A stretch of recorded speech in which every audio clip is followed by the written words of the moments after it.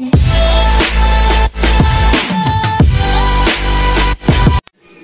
lods, meron tayo rito Mail Tank 305. Ang sabi ng may-ari dito is parang hiniram lang ata nila to, tapos na-tsempo sa kanila yung problema. May pumutok daw dito sa loob. Kung bubuksan natin, titingnan natin kung ano yung pumutok na yun.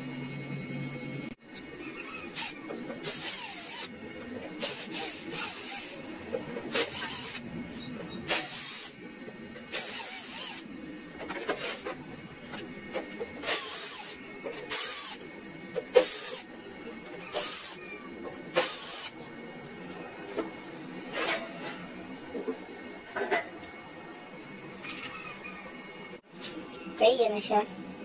Binuksan na natin. Yan, visual muna natin siya.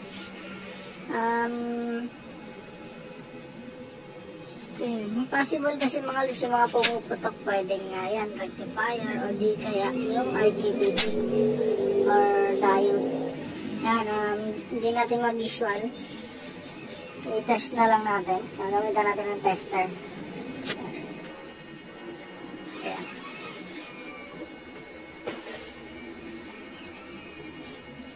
Ilagay natin dyan sa resistance. Check natin yung IGBT niya.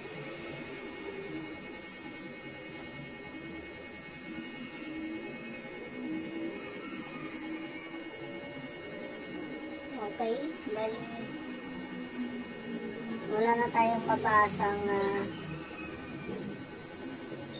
ito shorted mga lods. Dito sa taas, open na to. Dapat meron tayong mabasang 20 plus ohms dito. Pumutok na nga siya. Titingnan natin na yan. Check din natin yung kanyang MOSFET driver. Yan.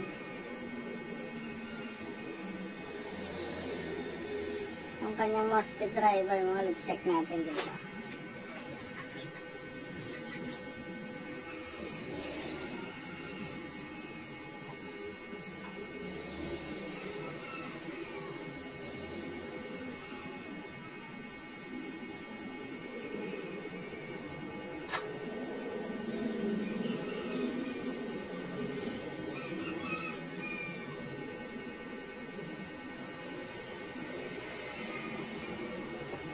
Okay, buo naman yung kanyang MOSFET driver. Ayusin na natin yung kanyang IGBT. Akalasin natin. Okay, yan na siya mga lods. Kinalas na natin siya. Yan. Okay. Tingnan natin. Yan.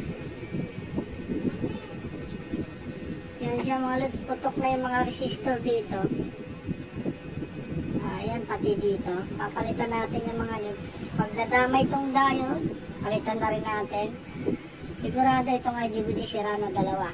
Ayan. Yung pumutok na itong isa. Yan muna, ayusin natin. Yan, ito yung kanyang output diode. Ito yung kanyang IGBT, dalawa.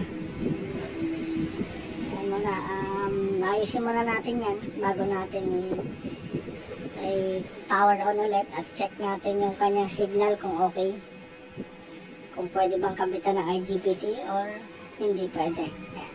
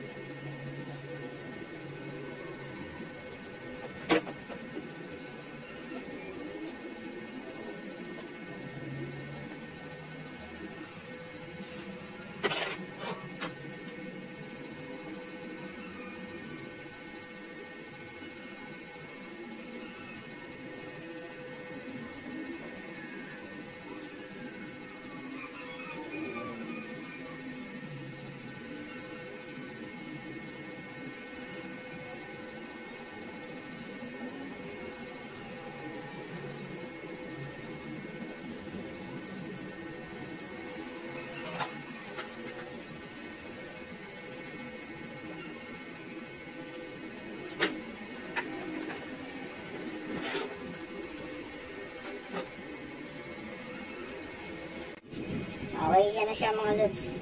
Bali, pinalitan natin yung mga sumabog na mga resistor, yung diode, ayan. Okay.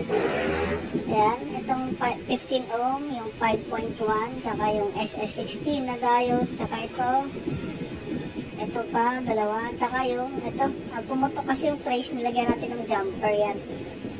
Kasi pumutok na yung trace niya, siguro nung pumutok yung IGBT, na-damage yung trace ng board, papunta dito sa capacitor. Okay. Ngayon, okay na yan. Testing na lang natin yung kanyang resistance kung may mababasa tayo dito sa gate tsaka emitter ng IGBT natin na socket. Okay yan.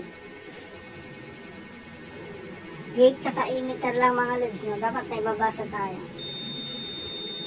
Ayan, nasa 15 ohms. Okay. Ganon din sa kabila. Ibig sabihin may 15 ohms na siya. Okay na siya mga lods. Pwede na natin siyang i-power. Then, titingnan natin kung okay ba yung frequency galing dito sa kanyang PWM circuit dito. Kasi baka mamaya pag pinalitan natin ng IGBT, sira pa pala yung signal dyan. Puputok lang yung IGBT na ikakabit. Okay.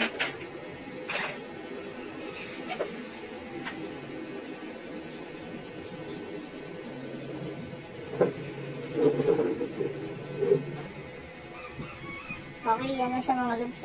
Nilagay muna natin dyan sa kanyang connection, no? Then naglagay tayo ng wiring para sa oscilloscope natin. Para pag pinower natin, titingnan pa natin kung may signal yung IGBT dito or wala. Makikita natin yung mga lods. Power muna natin.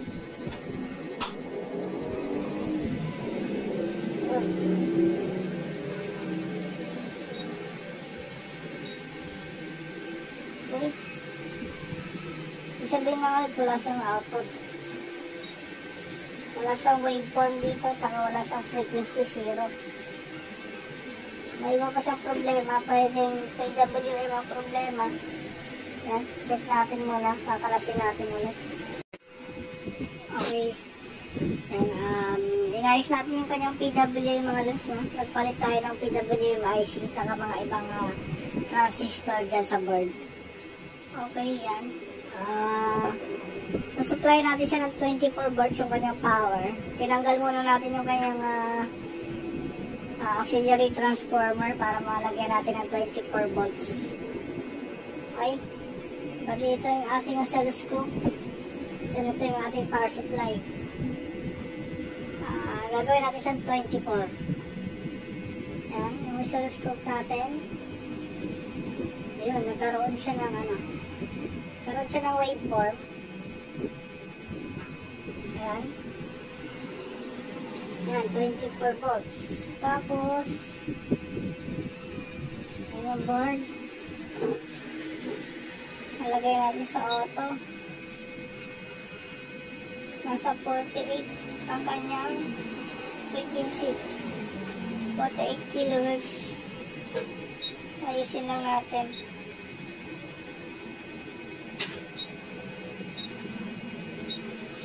Ayan.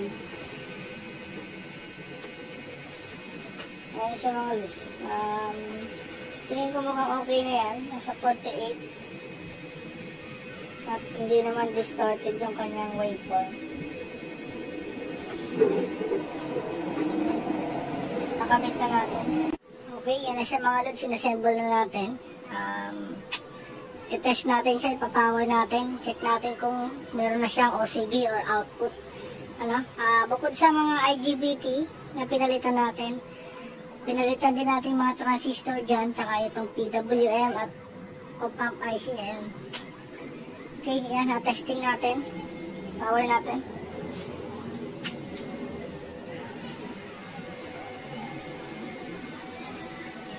Okay, meron siyang 68.9 volts. Yan. Testing na lang natin ito ng welding. Okay.